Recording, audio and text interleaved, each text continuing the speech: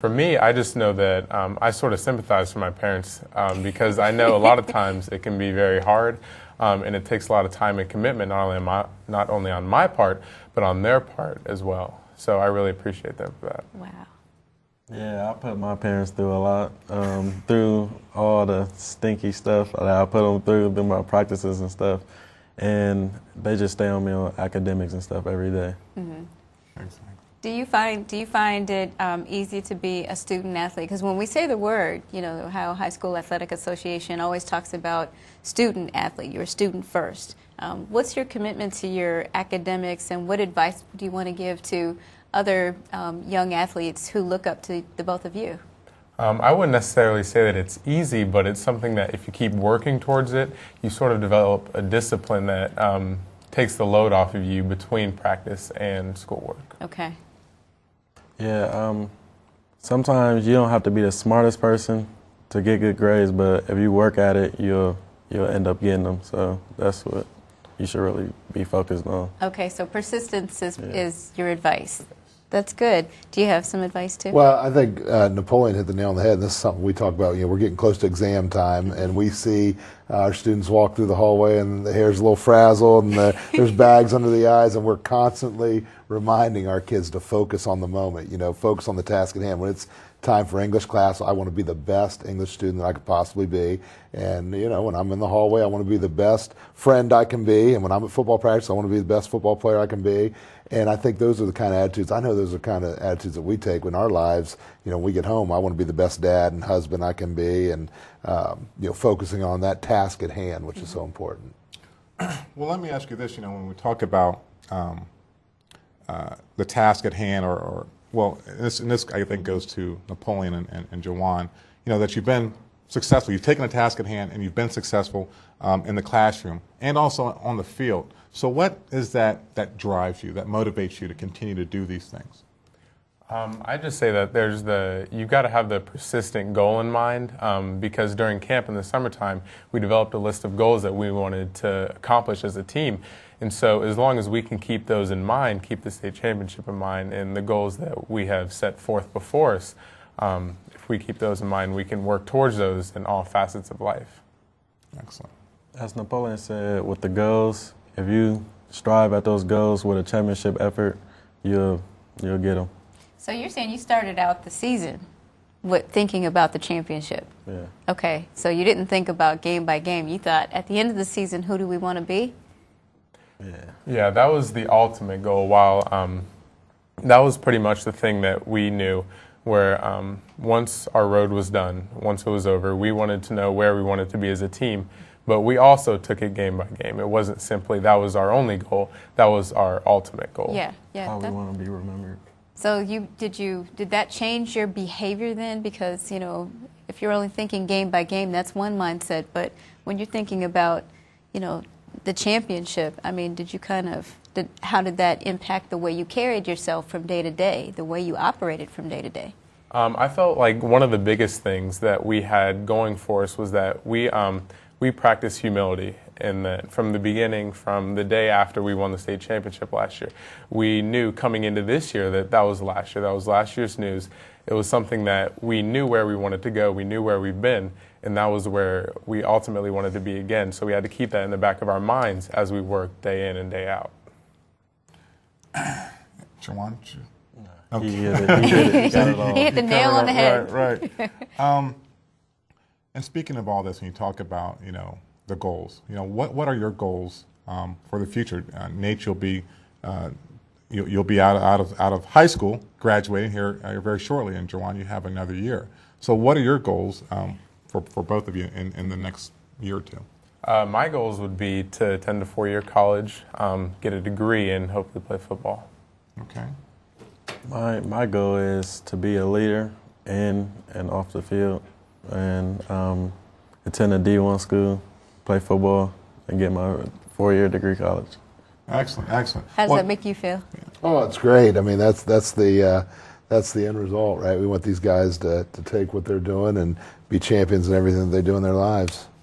Exactly. Now, you know, and reaching goals, I mean, I see a list of honors, Nate, with all CCL, all district, honorable mention state, and you're one of the team captains. And Jawan, as a junior, you made all CCL, all district, all state, and state player or state MVP player or state player of the year. Was that right? So making great honors, making a name for both of yourselves, and doing what you said you're going to do. And making those goals. Now, you made it to this year to the CCL champs, and then was a districts. And made through the districts, and then regional runner-up. Now, we talk about what's the measure of a man, when he gets knocked down. So, fell short of state champions. We had that goal. Mm-hmm. So, where are we at now? Looking at your mindset, Nate, you're going to be gone. Jawan, you're coming back, and Coach, you're definitely coming back. So, let me hear from all of you on this. What's the state of mind now? Because you got knocked down. What do we do now? Well, the expectation is, we talk at to kind of piggyback on what Nate had to say. We had a big theme this year. We'd always, when I took the job, I think anything we were going to do, we want to have the best football program in the state of Ohio in every way, in absolutely every way. And I think that, we constantly preach to the kids that if you're going to put your time into something, you want to do it the best you can possibly be. I think it would be terrible to put your time into something just to try to be average, or just to, you really want to do the best you can. And we kind of watched a video about doing things better than it's ever been done before. We heard a musician say, I don't want to be the best person doing this. I want to be the only person doing it. That's how good I want to be at it. And, that's what we constantly talk about, constantly strive for, doing it better than it's ever been done before. And I think with that kind of goal in mind, it's never ending. I think it's always a challenge. It's always another step away. So as a coach, that's exciting to see how good we can be, how we can take a group that they're right here, and then how good can we get them to be, how far can we get them to raise. Wow, that sounds like a way of life, doesn't it? I don't want to be the best person. I want to be the only person doing this. Absolutely. With that. That's an impressive mindset. Well, and speaking of mindsets and things that you're passing down to the young players, I've got to ask the players, of all of Coach Birchfield's teachings, what has made the most impact in your life now, and what do you think going forward of the teachings that you've learned with Coach Birchfield as a coach? For me, the one thing that I took to heart that he's told us is that we want to try to be the best person that we can be. And that's in every way of life. That's in as a football player, as a man, and then as a person of society. Because the way that he taught things, the way that we worked through practice, that translated into our lives. And then that's the one thing that he really stressed to us is that it's good that we're great, that we can be good players, that we can be a good team.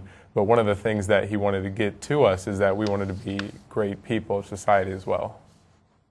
Well, right. Two things that stood out to me is his quote, teamwork and toughness. That was our team motto since I've been a freshman. And teamwork, as I learned, is like football is like the ultimate team sport.